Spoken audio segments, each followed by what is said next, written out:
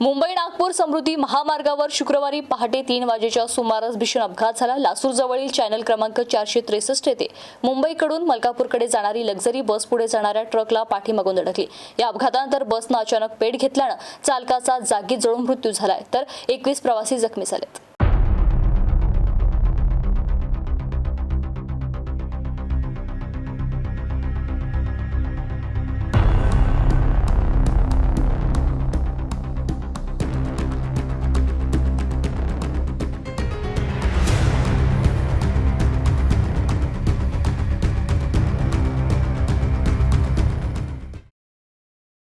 प्राथमिक माहितीनुसार ट्रक चालकाने अचानक ब्रेक दाबल्याने बस चालकाला अंदाज न आल्याने हा अपघात घडला।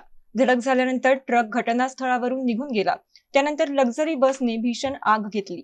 बसमधील प्रवाशांनी प्रसंगावधान राखत खिडक्या आणि दरवाजातून बाहेर उड्या घेतल्या।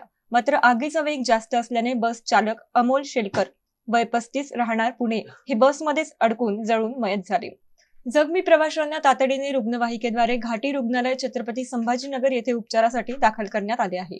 अपघातग्रस्त बस क्रेनच्या सहाय्याने बाजूला करण्यात आली असून सध्या महामार्गावरील वाहतूक सुरळीत सुरू आहे। घटनास्थळी पोलीस अधीक्षक रुपाली दरेकर, महामार्ग पोलीस छत्रपती संभाजीनगर, पोलीस निरीक्षक किशोर चौधरी, उपनिरीक्षक मोहन चव्हाण यांच्यासह पोलीस कर्मचारी आणि 6 MSF जवानांनी धाव घेत जखमींना मदतकार्य केले। या अपघातामुळे समृद्धी महामार्गावरील सुरक्षिततेचा प्रश्न पुन्हा एकदा ऐरणीवर आला आहे। Javed Shaikh, MCN news, Daulatabad.